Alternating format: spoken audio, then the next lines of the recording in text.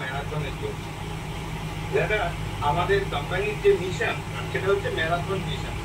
তো সেই কারণেই প্রোক্রিয়েটিভ প্রথম দিন থেকে দেখতে দেখতে একটা জিনিস চোখের মধ্যে রেডি হয়ে গেছে, সেটা হচ্ছে যে লোকে যাই বলুক, প্রোক্রিয়েটিভ কিন্তু তার কাজটা করে দেখা।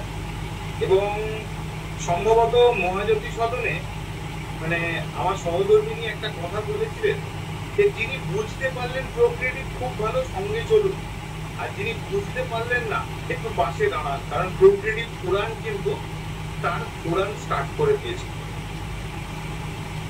এবং সবচেয়ে যে জিনিসটা আমার কাছে খুব অভিনব লেগেছে, আমার মধ্যে আমার এই প্ল্যানের মধ্যে যে অভিনবত্বের অনেকগুলো জায়গা রয়েছে, সেই অভিনবত্বের একটা প্রধান জায়গা হচ্ছে যে দেখুন, মানুষ সাধারণভাবে রোজগার করে। কেন করে না, তার দুটো প্রধান কারণ আছে। একটা কারণ হচ্ছে অবশ্যই সে প্রত্যেক দিনের যে খরচ, সেই খরচটা এক্সপেন্ডিচারটা চালানোর জন্য। আর দ্বিতীয় কারণ মানুষ যে রোজগার করে সেটা হচ্ছে যে তার একটা সেভিংস, তার একটা ফিউচার সিকিউরিটি বজায় রাখার জন্য। প্রোক্রিয়েটিভ প্রথম এমন একটা পরিবর্তন মাল্টি লেভেল মার্কেটিং ইন্ডাস্ট্রিতে নিয়ে এসছে যেখানে এই দুটো জিনিস একসাথে ঘটে, যেটা আজ পর্যন্ত কিন্তু কোনো কোম্পানি আনতে পারেনি। বহু চেষ্টা হয়েছে। আজ মাল্টি লেভেল মার্কেটিং এর প্রায় 25-30 বছরের ইতিহাস থাকলে দেখা যাবে সেই বস্তা পচা জিনিস, কিন্তু কোনো অভিনবত্ব নেই। এবং তার অভিনবত্ব না থাকার একটা প্রধান কারণ হচ্ছে যারা কোম্পানির পরিচালক, অর্থাৎ প্রথম হচ্ছে কোম্পানির ম্যানেজমেন্ট এবং দ্বিতীয় হচ্ছে কোম্পানির সিনিয়র লিডার যারা এটাকে পরিচালনা করে, এই দুজনের মধ্যে আমার মনে হয়েছে ভিশনের খুব অভাব রয়েছে। তারা নতুন করে কিছু দূরের কিছু ভাবতে পারছে না, তারা কেবলমাত্র যেটা দেখে এসছেন গতানুগতিক সেইটার উপর দাঁড়িয়ে কাজ করছে। আজকে আমার সবচেয়ে বেশি আনন্দ হচ্ছে যে একটা কোম্পানি আজ 5 বছরের মধ্যে হার্ট অফ ক্যালকাটা যাকে বলে, সেই হার্ট অফ ক্যালকাটায় একটা 2700 স্কোয়ার ফুটের নিজস্ব অফিস ওপেন করতে চলেছে। ভাবতে পারা যায় মাত্র 5 বছরের মধ্যে?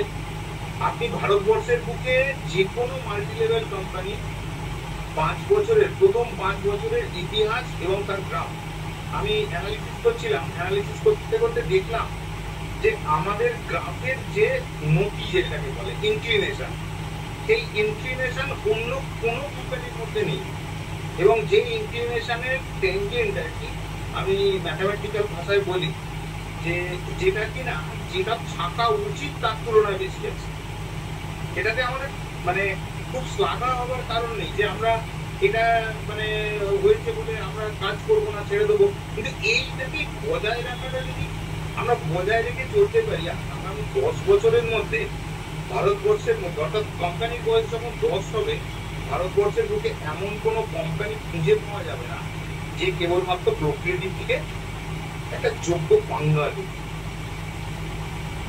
এবং এই দিনটার জন্য কিন্তু আপনিও বলতে পারেন, আমিও বলতে পারি, রণদীপ স্যার বলতে পারেন, উত্তম স্যার বলতে পারেন, আরো যারা আমি যাদের নাম করলাম না, এরকম যারা সিনিয়র লিডার আছেন, তারা কিন্তু এই কি বলবো দিনটার দিকে তাকিয়ে কিন্তু প্রোক্রিয়েটিভের সঙ্গে লড়াইটা দিচ্ছে। এবং প্রোক্রিয়েটিভও তার নিজস্ব আসল যে প্ল্যান সেইটাকে অক্ষুণ্ণ রেখে প্রতিনিয়ত ডেভেলপমেন্ট করে চলেছে। আপনি বোধহয় আমার সাথে একমত হবেন যে 5 বছরের যে গ্রাফ এবং তার সঙ্গে সঙ্গে 10 বছরের যে আগাম পরিসংখ্যান, এই দুটোকে যদি আপনি যে কোনো কোম্পানির সঙ্গে তুলনা করেন, তাহলে দেখবেন প্রোক্রিয়েটিভ কিন্তু ক্লাস 1 ছিল, ক্লাস 1 আছে এবং ক্লাস 1 থাকবে। তার কারণ হচ্ছে একটাই, সেটা হচ্ছে যে অনেক কোম্পানির হয়তো প্রোডাক্ট ভালো, অনেক কোম্পানির হয়তো আরো অন্য কিছু ভালো, ম্যানেজমেন্ট খুব ভালো, কিন্তু প্রোক্রিয়েটিভের যেটা সবচেয়ে ভালো সেটা হচ্ছে সময়কে বুঝে চলার ক্ষমতা।